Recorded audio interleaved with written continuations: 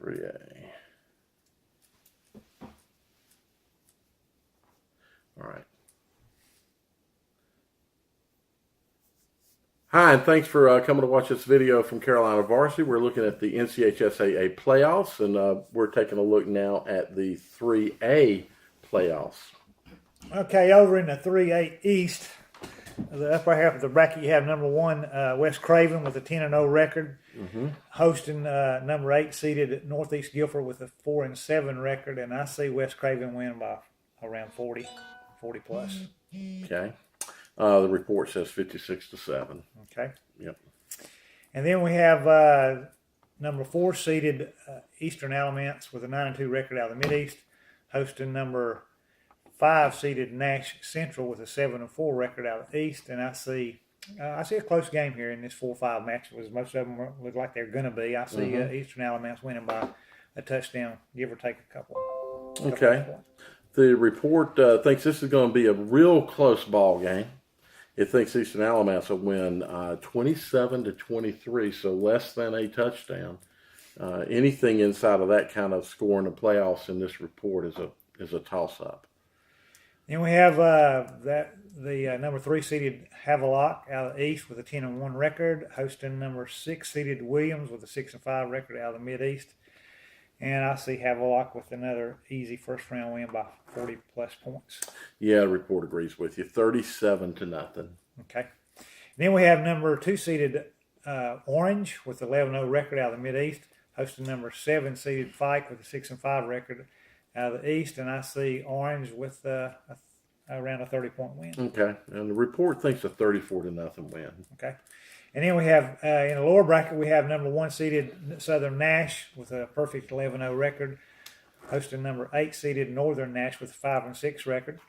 And I see Southern Nash with a 35-point plus or minus win. Okay. And again, the report's real close with you, saying 29-0. Okay. Then we have number 4 seeded Rocky Mount out of the East with a 9-2 record, hosting number 5 seeded Southern Lee with an 8-3 record out of the Mideast. It's another typical 4-5 matchup, and Rocky Mount, of course, is the defending 3 single-A state champions, and I got the work cut out for them in the first round. I see Rocky Mount winning, but I see it by a touchdown or less. Yeah, so even though they're sitting down there at a 4 seed, my question is Rocky Mount one of your dark horses here? They are 9-2 and Southern Lee 8-3, so that 4-5 records kind of go along with that too. The report's also going along with it being one of those typical matchups, and it's predicting a Rocky Mount 21-17, so very close ball game. Going to come down to a mistake in that ball game. Okay. And then we have number 3 seeded Southern Guilford with a 9-2 record out of the Mideast, hosting number 6 seeded West Carteret with a 7-4 record out of the East, and I see Southern Guilford winning by a touchdown or around a touchdown, 7 to 10 points. Southern Guilford's predicted to win pretty close to what you're saying, 24-15. Then I have the last team in the Eastern brackets is number 2 seed Eastern Wayne with a 4-6 record, and that's really unusual. They got a number 2 seed, they got a number 2 seed, record, right. And all. Rocky Mountain's got a 4 seed. That don't make sense. It makes anyway, no sense. Eastern Wayne with a 4-6 record out of the East. Number 2 seed will be hosting South Johnston with a 5-6 record, number 7 seed out of the Mideast, and I say South Johnston is going to win by 10 or more. Okay, and I can look at the report and explain why that is. I know if why, somebody yeah. wants to know, because of conference finish, blah blah blah. South Johnston's predicted to be 34-7 winner in that ball game, but there are certain things with the way the pods have worked out that has created some stupid stuff, but that's just a stupid thing, period, that lower record team is able to get a higher seed than Rocky Mount, but oh well. Okay. It is what it is. It is what it is, unfortunately. In the West, in the 3 single A, we have number 1 seeded High Brighton out of the West with a perfect 11-0 record. They'll be hosting McMichael with a 3-8 record, the number 8 seed out of the Midwest. And I see High Brighton as 40-plus point winners. 55-0. And then we have another one of those good 4-5 matches. Yeah. Number 4, North Forsyth with a 5-6 5 and 6 record out of the Midwest. Mm-hmm. We'll be hosting number 5 seeded Burns with the 9 and 2 record out of the West. And I see Burns taking this one by 20 points or more. Okay, Burns is predicted to win this ball game 27-12. Okay. Coach Gilchrist, we wish you luck in that ball game. And we have Burns' nemesis, I reckon. Yep, and one of them, exactly. Number 3, Crest, with an 8 and 3 record. Out of the West, will be hosting number 6, East Rowan, with a 4 and 7 record out of the Midwest. And I see Crest taking this one by 17 or more points. The report's predicting a 42-8 win by Crest. Okay. The only reason I wouldn't go that high is because Crest offenses, they have been up and down. Yeah, up they and down, have. up, and you don't know which offensive team is going to show up one week to the next. Right. And so that's why I stayed low on that. When I saw them in that Kings Mountain game, they took that offense a long time.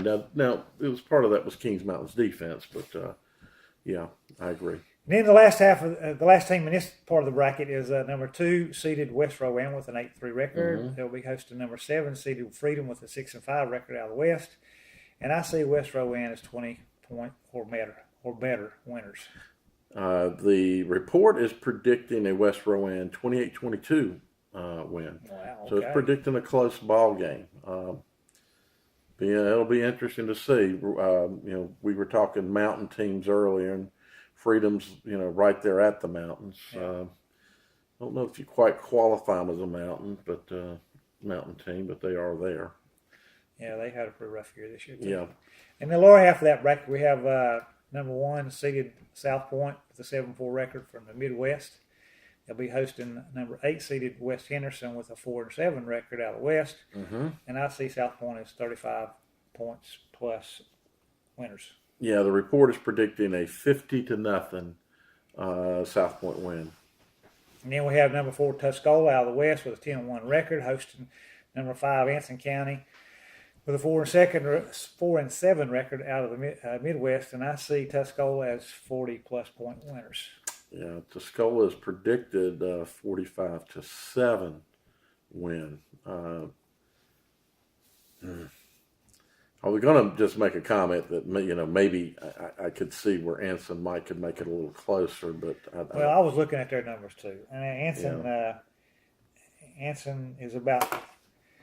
They don't make as many yards per game as Tuscola, but they're a very even offense. They're not run heavy, they're not pass heavy. Right. They're about half and half, and it seems to me that teams like that are a little harder to defend because you don't know what they're going to throw at you, right. and they can throw anything at you. They got the ability to switch Right. up more easily. So yes. that's why I hesitated to make that a 40-plus point game, but I went ahead and done it that way anyhow. But I'm with you. Yeah, but it